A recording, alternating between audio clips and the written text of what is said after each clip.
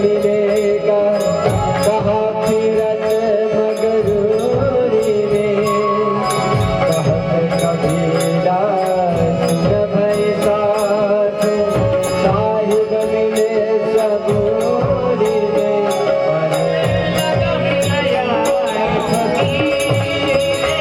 मन लगा मेरा यार फकीरी में मन लगा मेरा यार फकीरी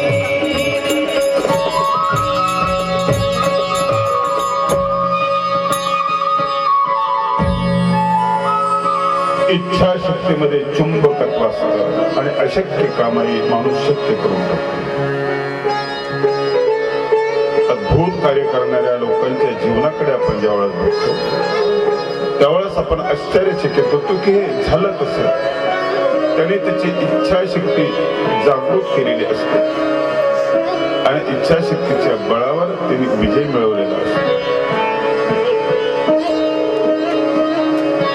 सतत जागृत राहणं, सतत जागृत राहणं,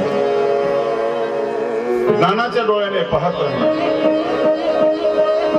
उद्धव गीताकार पुढे असं सांगतात, संग तरुचेनी आधारे एवढी संसार विनी पसरे म्हणून त्यागाचे ने तुफारे तोडावा संसार द्रुमू. सत्संगामध्ये राहायचं. संघ म्हणजे संयोग. त्या संयोगातून विकार भावना निर्माण होते, वाढीस लागते. संघात संजायते काम, कामात क्रोधो विजायते, क्रोधात भवति सम्मोह, सम्मोहात स्मृती विभ्रम, स्मृती भ्रंशात बुद्धिनाशो, बुद्धिनाशात प्रणश्यति. विनाशाचा जो क्रम आहे ना तो संघापासून होतो. त्या संघाला सत्संग बनवायचं. फरक काही नाही, याला सत्संग बनवायचं. ही गैरसोयीची गोष्ट सोयीची करून घ्यायची. कशी करून घेता येते? पु ल देशपांडे एक वेळेस त्यांच्या खिडकीमध्ये बसलेले असतात. खिडकीजवळ वरच्या मजल्यातून भात पडला आणि त्यांच्या अंगावर भात पडल्यानंतर आपल्या अंगावर भात पडला तर आपण काय केलं असतं? शिवाय दिल्या असतं. अक्कल आहे का? कळतं का काही? खाली बघायचं की नाही? त्यांनी शिवाय नाही दिल्या. त्यांनी सोयीचं काऊन घेतलं? तिथेही विरोध निर्माण केला. वर बघून सांगितलं, अरे भात मिळाला, वरण पाठवा. तुम्ही औषधी बनवलं की नाही? टाकाऊ वस्तूपासून तुम्ही टिकाऊ वस्तू बनवली की नाही? जे कामाचं नाही बनवलं की नाही तुम्ही? तुमच्या महिन्यापासून तुम्ही सोनखत बनवलं की नाही? जगातली एकही गोष्ट वाईट नाही, तुम्ही संशोधन केलं आणि ती सोयीची बनवली तुम्ही. विकारांना सोयीचं करताय. केशवानं तेच केलं. केशराजाने तेच केलं. केशवाचं काम मोठं, कामच कामी आला. त्याचा कामच कामी आणला त्याने, त्याला कामाला लावलं, कामभावनेला. त्याच्याकडे दृष्टीनं ती सौंदर्याची दृष्टी होती तिची. कोणाकडे नाही, संतांकडे दृष्टी आहे ती. पण आपली दृष्टी खालच्या बाजूने जाते आणि त्यांची तीच दृष्टी वरच्या बाजूने जाते. केशवराज व्यासांनी मूर्ती प्रकाश नावाचा ग्रंथ लिहिला, चक्रधर स्वामींचं मूर्ती वर्णन. त्याच्या अगोदर त्यांनी असं वर्णन केलं असेल ना, एखाद्या स्त्रीचं वर्णन केलं असेल, तू किती सुंदर आहे, कशी दिसते वगैरे वर्णन केलं असेल. आता दृष्टी बदलली. आता ते चक्रधर स्वामींचं वर्णन करत. अधिक सुरेख ते वर्णन, इतकं वर्णन, 2 ओठांचं वर्णन करण्यासाठी त्यांनी 1400 ओव्या खर्ची केल्या असं वर्णन. त्यालाच इकडं ढाळण्याचा प्रयत्न. हा भाव मध्ये आहे माणसाच्या, सोयीचं करता येतं माणसाला. एक खूप चांगला दृष्टांत आठवला सांगतो. एका राजाच्या दरबारामध्ये एक चित्रकार असतो, फार बुद्धिमान आणि सुरेख चित्र काढणारा. एक दिवशी त्याच्या मनामध्ये आलं की स्वर्गाचं चित्र आपल्याला काढायचं. चित्रकार चित्राच्या भाषेमध्ये बोलतो. खूप मोठं बोलायचं असतं, तू छोट्याशा चित्रामधून तो सांगून टाकतो. व्यंगचित्र तुम्ही बघितलं असेल किती बोलके असेल. तो म्हटला, स्वर्ग म्हणजे काय? स्वर्ग काय भौगोलिक स्थिती आहे काय? नाही. स्वर्ग म्हणजे सुख, सगळं सुख, सगळं स्वच्छ सुंदर, सगळं. तिथं भेसळ नाही, रोड चांगले, खड्डे नाही, सगळं चांगलं, काहीच वाईट नाही, असं स्वर्ग. आणि हे स्वर्गाचं हे सुख जेव्हा माणसाला बघायला मिळतं त्यावेळेस त्याचा चेहरा किती आनंदाने, असा एक चेहरा मला काढायचा, असा एक माणूस बघायचा. स्वर्गाचे सुख त्याच्या चेहऱ्यावर प्रकट झालेले आहे. असा सुंदर टवटवीत तेजस्वी चेहरा बघायचा आणि मला चित्र काढायचं. चित्रकार निघाला प्रवासाला. खूप गावं बघितले, खूप तालुके बघितले, जिल्हे बघितले, खूप राज्यामध्ये फिरला. सुखी तर होते माणसं, बघ कुठेतरी दुःखाचा एक कोपरा प्रत्येक माणसाच्या जीवनामध्ये असतो. एकदम नाही कळत, थोडं सहवासामध्ये जा, त्याच्या घरी 2 दिवस थांबा आणि त्या तळातली खडे दिसायला लागतात आपल्याला. सून बाई बरी नाही किंवा मुलगा बरा नाही किंवा म्हातारी बरी नाही किंवा तब्येत चांगली नाही, सगळं ठीक आहे, विहिरीला पाणी नाही, सगळं ठीक आहे, पैसे कमी, पैसा बरोबर आहे, अमुक बरोबर नाही, सगळं ठीक आहे, शेजारी बरोबर नाही, सगळं ठीक आहे, अमुकच बरोबर नाही. कुठं तरी एक दुःखाचा कोपरा असतो आणि तो चेहऱ्यावर प्रकट झालेला असतो. दुःखी झाला म्हटलं मला स्वर्गच भेटत नाही, असा माणूसच तर भेटत नाही. खूप फिरला, निराश होऊन परतीच्या प्रवासाला लागला. आणि येता येता रस्त्यामध्ये एक मोठं जिल्ह्याचं गाव होतं, तिथं कारागृह होतं मध्यवर्ती. त्या कारागृहामध्ये रस्त्याना चालत असताना आणि एक थोडं समानाला एक मुलगा त्याने बघितला आणि तो मुलगा खडकावर झोपलेला त्याने बघितला आणि त्या मुलाकडे बघितल्यानंतर इतका टवटवीत सुंदर देखणा आणि प्रसन्न मुलगा बघितला आणि चित्रकार नाचायला लागला. माझा स्वर्ग मला भेटला. त्याला उठवलं, बेटा उठ जरा, बस बघ माझ्याकडे, बस मला चित्र काढायचं तुझं. तरी चित्र काढलं, श्रेष्ठ चित्र काढलं. चित्रकार निघून आला, राजाकडे दाखवले ते दरबारामध्ये. राजाने त्याला 1 लाखाचं बक्षीस दिलं. कौतुक झालं. चित्र त्या राजसभेत दरबारामध्ये टांगलं. लोक येणारे बघायचे आणि खुश व्हायचे. निराश माणूस याचा चित्र बघितली खुश व्हायचा, खुश व्हायचा. आजही तो आपला मोह गेलेला नाही. सुरेख सुंदर चित्र कुठेतरी मोबाईल मध्ये असतं, आपल्या कुठेतरी घरामध्ये असतं, कुठेतरी डायरी मध्ये असतं. सौंदर्य पाण्याची भूक आहे प्रत्येकाला, लावण्य पाण्याची भूक आहे प्रत्येकाला, प्रसन्नता पाण्याची भूक आहे प्रत्येकाला. ती खाण्यापिण्याला भागत नाही, ती पैशाना आपल्याला मिळत नाही, पैशाना प्राप्त होत नाही. ती निरागसता त्यांना नाही भेटत नाही. खुश व्हायचा. आणखी 25 वर्ष निघून गेले. पुन्हा त्याच्या डोक्यात विचार आला, अरे आणखी एक चित्र काढायचं. स्वर्गाचं तर काढलं, पण नरकाचं चित्र. परत फिरायला लागला. 100% दुःख असलेला माणूस, उदास भयान असलेला माणूस बघायचा आणि मग चित्र काढायचं. लोकांना सांगायचं नाही, लोकांना सांगायचं असा असतो नरक. हे बघा नरक. आज आपल्याला तो जास्त दिसतोय आपल्या चेहऱ्यावर. एका शिष्याने गुरुला विचारलं, म्हणजे गुरुजी स्वर्ग कसा असतो? म्हणजे हस थोडस. अहो स्वर्ग सांगा, जोरात हस जरा. अहो म्हटले मी स्वर्ग विचारतो, आणखी जोरात हस. खळून हसला. म्हटले स्वर्ग असा असतो. म्हटले नरक कसा असतो? काही असू नको, काहीच करू नको, तू जसा आहे तसाच ठीक आहे, असाच असतो म्हणजे उदास चेहऱ्याचा, टेन्शन युक्त चेहऱ्याचा. आपण नरकात आहोत की स्वर्गात? खूप फिरला आणि मग तो त्या जेलमध्ये गेला, कारागृहामध्ये. तिथं तरी नरक भेटेल. फाशीची सजा झालेल्या माणसाला भेटला. काही दुःख नाही त्याला काही दुःख नाही. कसाबला कुठेही दुःख, अफजलला कुठेही दुःख. कुठेही घास कमी खातोय का? बडबडतो नाही. मला दुःखी माणूस बघायचा. आणि मग निराश होऊन परत फिरत असताना एका खोलीमध्ये, गजाच्या आत बंद खोलीमध्ये एक कैदी त्याने बघितला. अत्यंत क्रूर, त्याचे केस वाढलेले आहेत, डोळे खोल गेलेले आहेत, त्याची नजर भेदक आहे. याच्याकडे बघितलं, याची काळी चिरत गेली ती नजर. त्या चित्रकाराचं काळीत चिरल्या गेलं अशी ती नजर. घाबरला, क्षणभर काटा आला अंगावर. सावरलं स्वतःला, माझा नरक मला भेटला.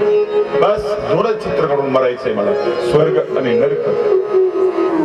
त्याला म्हटलं, बाबा जरा शांत बस, थोडस मला तुझं चित्र काढायचं. तो म्हटला, काढ काढ माझं चित्र. त्याच्या आवाजामध्ये तसाच दम.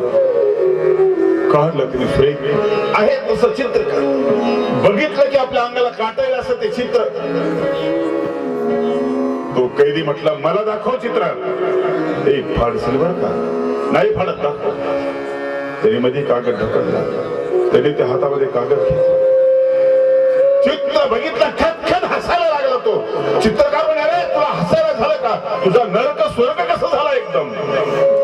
त्यावेळेस त्यांनी दिलेलं उत्तर जे ना ते खूप महत्वाचं आहे. तो म्हटला, मला हसू येत आलं. स्वर्ग वेगळीकडे, नरक दुसरीकडे, असं नाही, एकाच ठिकाणी आहे. म्हणजे तुझं बोलणं मला नाही कळलं. तो म्हटला, आठवा थोडस. 25 वर्षापूर्वी तुम्ही एका मुलाचं चित्र काढलं होतं. खडकावर झोपलेला गुरं सांभाळणारा मुलगा झोपला होता. त्याला जागं केलं. त्याचे पाणीदार डोळे, मोत्यासारखे दात, त्याच्या चेहऱ्यावरची प्रसन्नता, आणि तुम्ही ते चित्र काढलं होतं. आठवतं म्हणे? हो आठवतं. आज तुम्ही चित्र काढताय म्हणे नरकाचं, तो मीच आहे. तुम्ही निघून गेले, माझ्याकडून अपराध झाला, सडतोय तेव्हापासून जेलमध्ये सडतोय. आणि लक्षात आलं माझ्या की स्वर्ग दुसरा कुठं नाही, नरक दुसरा कुठं नाही, ते तर मधीच आहे सगळं. उद्धरेदात्मनात्मानम आत्मानम अवसादयत आत्मैव ह्यात्मनो बंधुरात्मैव रिपुरात्. आपणच आपला उद्धार करू शकतो. धैर्य आपल्यातच आहे. आपणच ते धैर्य निर्माण करायला पाहिजे. आपणच आपलं सगळं करू शकतो.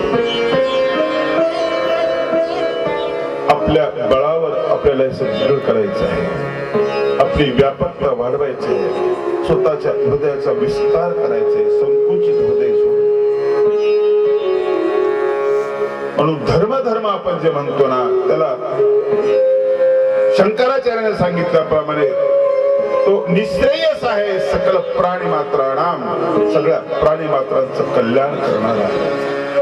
तथाकथित धर्माचं वलय छेदून पलीकडे जाणारा एक मानवता धर्म, असा तो धर्म आहे.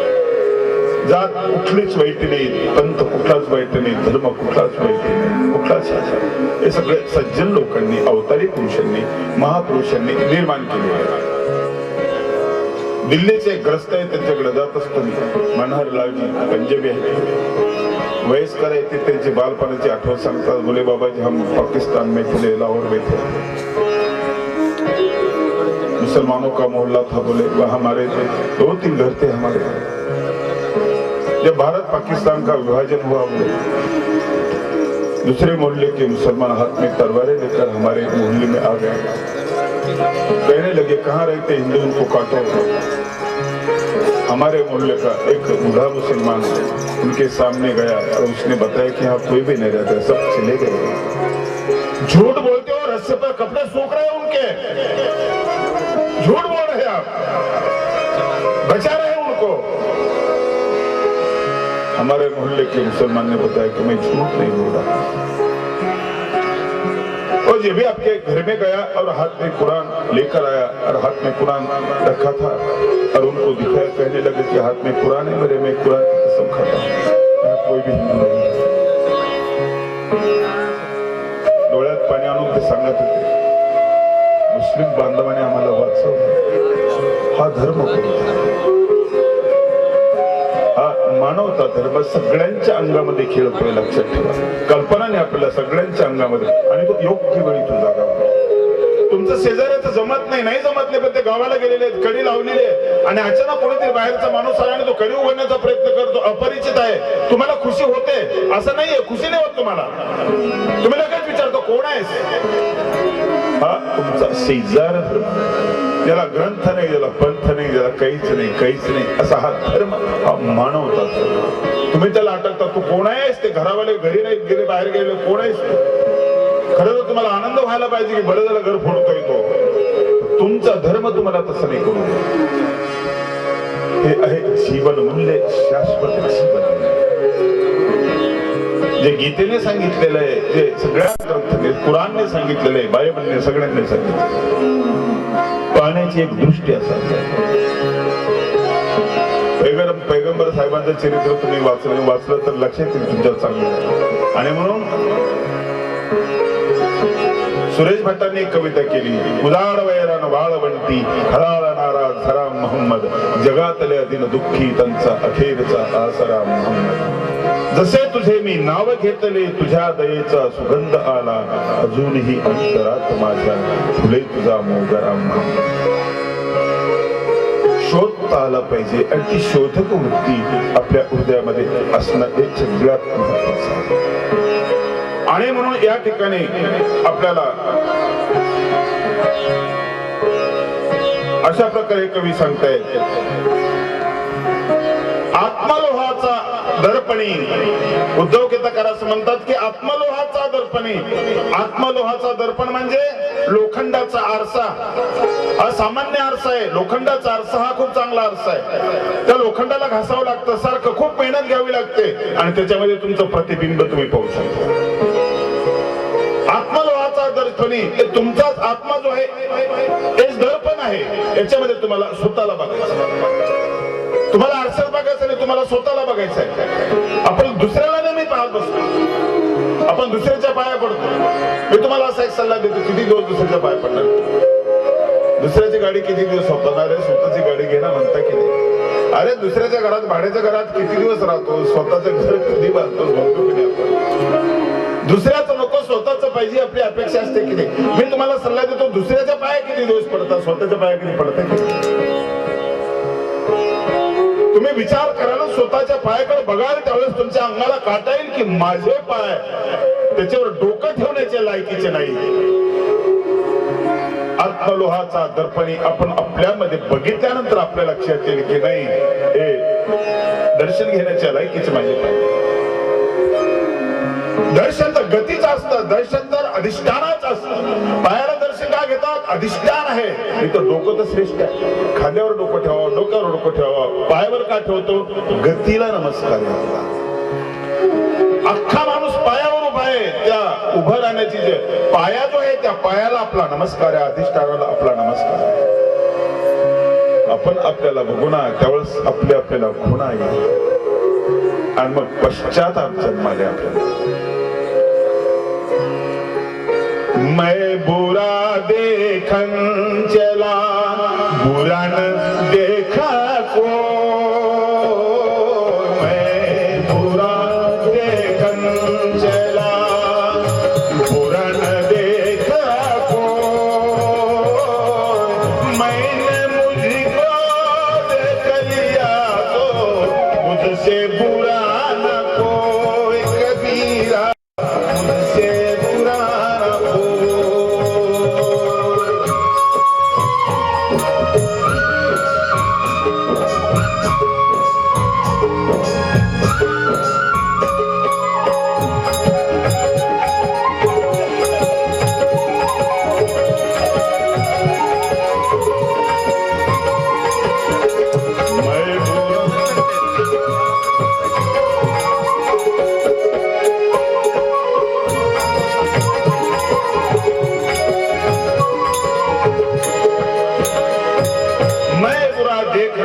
मुझसे बुरा न कोई. मैंने मुझको देख लिया तो मुझसे बुरा न कोई. स्वतःला मी बघितलं ना, माझ्या लक्षात आलं माझ्यापेक्षा वाईट कोणीच नाही. तुकोबा म्हणाले, कास या गुण दोष भरून अनेकांचे, मज काय त्याचे उणे असे. दुसऱ्याचं गुणदोष कशाला बघू? माझ्यामध्ये काय गुण आहे, माझ्या काय मध्ये काय कमतरता आहे, हे त्यांनी आत्मनिरीक्षण केलेलं आहे. म्हणून आत्मलोहाचा दर्पणी करावी ईश्वर ध्यानाची रजनी. रजनी म्हणजे रज म्हणजे कण, धूळ. करावी ईश्वर ध्यानाची रजनी, मग गर्भी वेदेल निर्वाणी ब्रह्मरसे. एकूण आपण कुठपर्यंत आलो की हे सगळं आपल्यामध्ये आहे, ते आपल्याला उभारायचं आहे. आपल्यातल्या विश्वासावर आपण स्थिर व्हायचं आहे. आपण विचलित होण्याचं कारण आहे की ते विकार आपल्याला विचलित करतात. आणि म्हणून संपूर्ण असती परी ते उद्धवाला सांगतात, तू विचलित होऊ नको. अरे अशी एक ज्योत तू हो, कुठल्या वादळानं विझणार नाही अशी एक ज्योत तू हो. बारीक सारी गोष्टीने आपण ते विचलित होतो कधी, बारीक सारी गोष्टीने विचलित होतो. खचून जातो आपण, हतबल होतो, हतोत्साही होतो आपण. बारीक सारी गोष्टी हे खचून जायचं नाही, हतबल व्हायचं नाही. हतबल होता होतच आपण आत्महत्येच्या काठापर्यंत पोहोचतो आणि विनाकारण आपण मरून जातो. कल्पना नाही आपल्याला की आपल्या शरीराची किंमत यायचीच कल्पना नाही आपल्याला. 1250 कोटी रुपयाचं मार्केटमध्ये मिळणारं हे शरीर आहे, फक्त ढाच्या अक्कल नाही त्याच्यामध्ये. दाढ काढली मागची, डॉक्टरकडे गेलो, काढली दाढ, दुसरी बसवायची म्हणजे 4,000 रुपये लागतील एक दात बसवायला. 32 दाताची किती झाली, किडनीची किती किंमत आहे, सगळी किती किंमत आहे, रक्ताची किती, हाडांची किती. पाय तुटला तर जयपूरचा आणता येतो, पण त्याला विंचू चावल्याला कळत नाही, काहीच कळत नाही.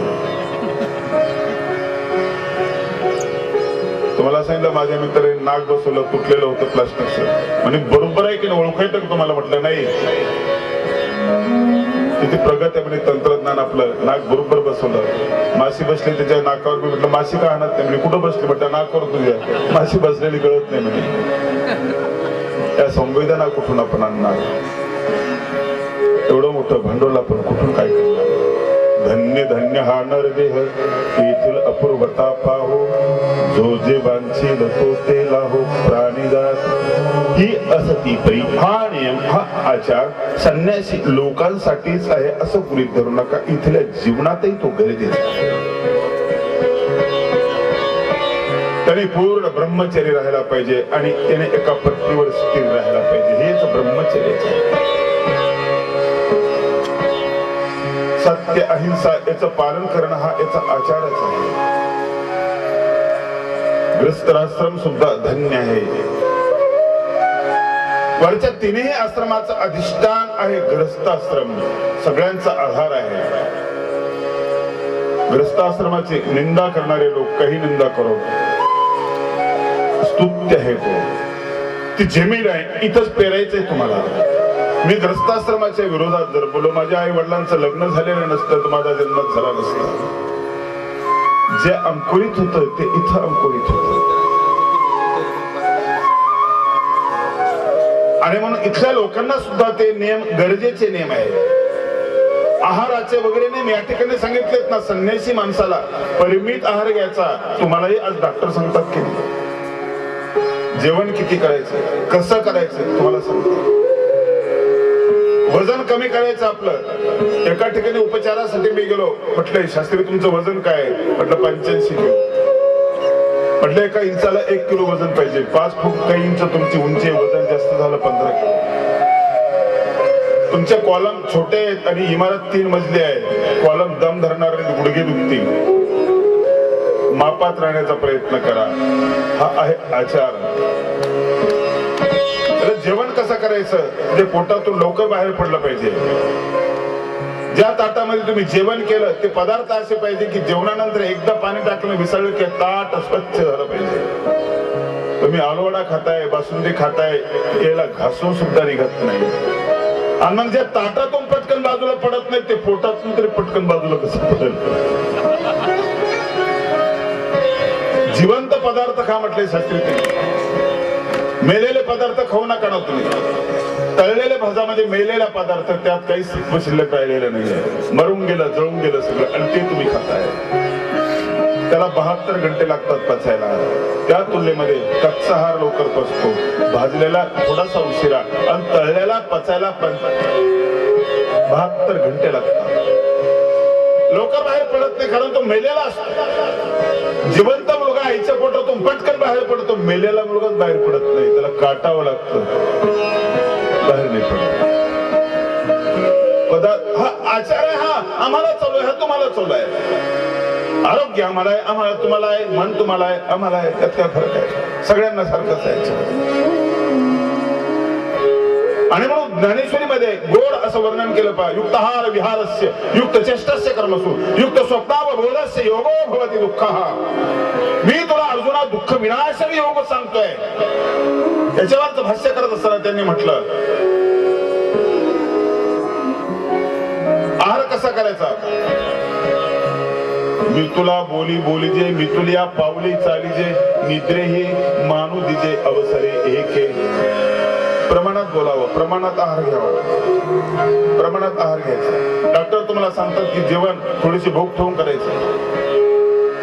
जमिनीवर झोपायचं. उद्धव गीता सांगितलं अर्जुनाला जमिनीवर झोपायचं. डॉक्टर तुम्हाला आज तेच सांगतोय, गादीवर झोपू नका, जमिनीवर झोपा, कडक जागेवर झोपा.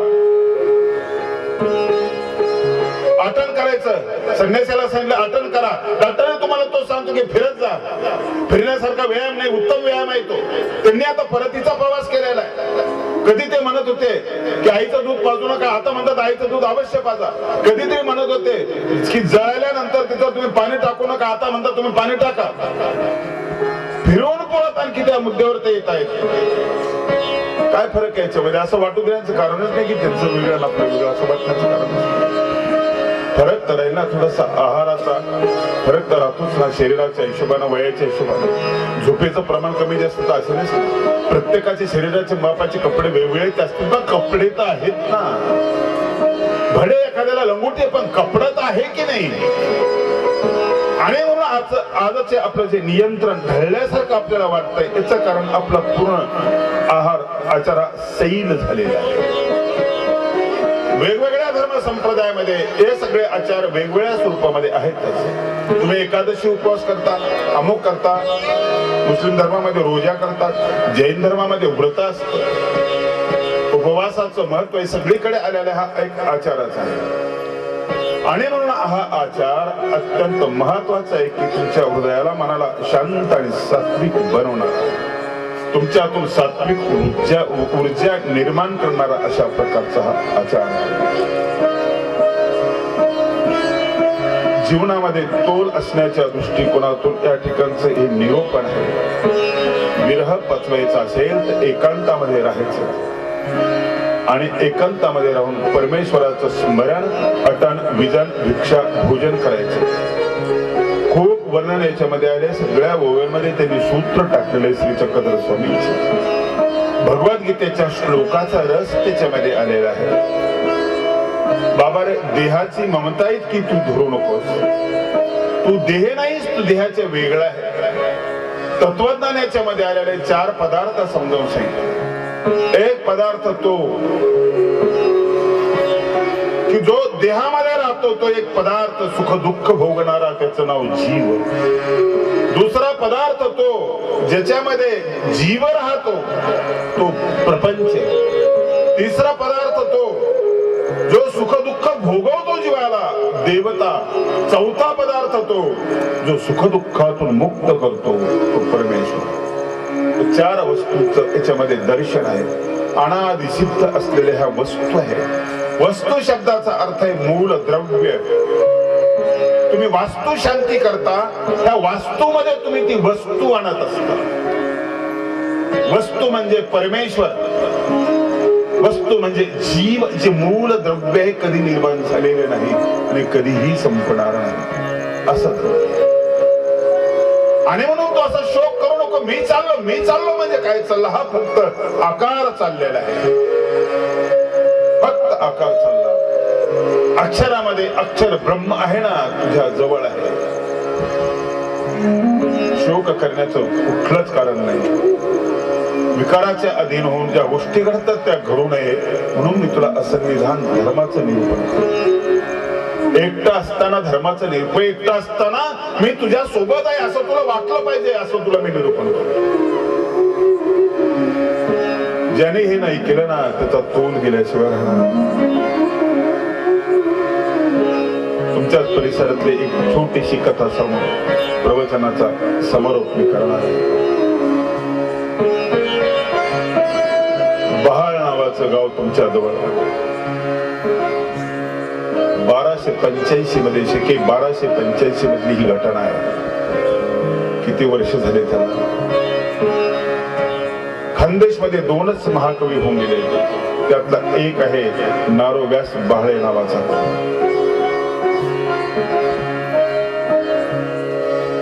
शके 1285 मध्ये दुसरा कुठला कवीच नाही.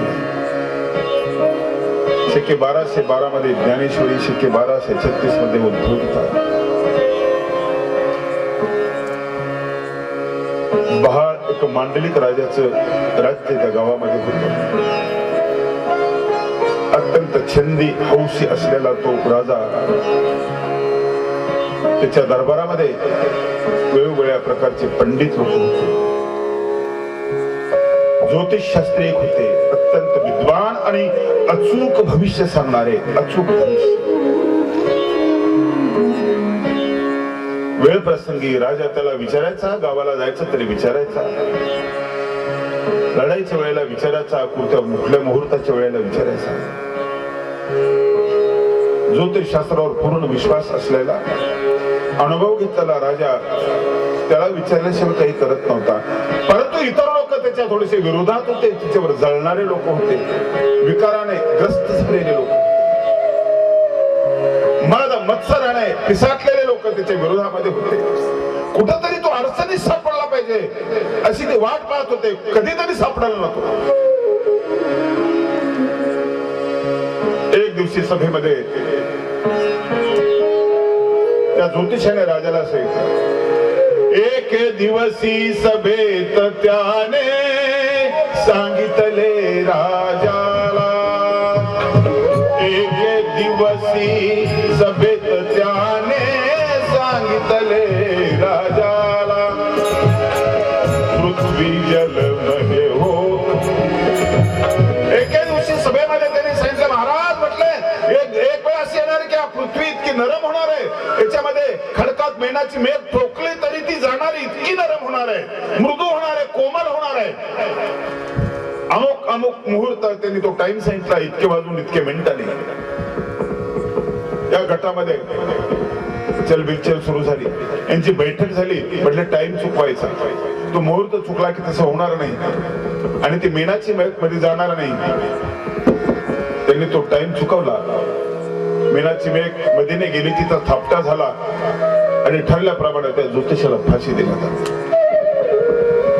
त्यावेळेला त्याच्या पत्नीच्या पोटामध्ये एक गर्भ होता. 4-6 महिन्यानंतर ते बाळ जन्माला आलं, रांगू लागलं, खेळू लागलं. दिसायला अत्यंत देखणं सुंदर आणि बुद्धिमान असलेलं ते बाळ मुलांमध्ये खेळत होतं. खेळता खेळता मुलांच्या गप्पा गोष्टी होत होत्या. तुझे पप्पा आले करे, त्याचे पप्पा आले करे, माझे पप्पा आलेत, मला पप्पा सोबत जायचं, मला माझ्या बाबांसोबत जायचं, माझ्या बाबांसोबत मीही गेलो होतो, तुझे बाबा कुठे रे, या सगळ्या गप्पा व्हायच्या. त्याला विचारलं, तुझे बाबा कुठे रे, त्याला नाही सांगता आलं. जन्म झाला त्यावेळेस तर आईच तर होती फक्त घरामध्ये. अरे सांग ना तुझे बाबा, सांगताच आहे. बाबा भांबवल्यासारखा झाला. कसं सांगू मी, बिना बापाचा आहे नाही. अरे हा बिना बापाचा आहे. मुलं चिडवायला लागले, तेच म्हणायला लागले. वाईट वाटलं, रडायला लागला. रडत रडत घरी आला. बराच मोठा झालेला होता.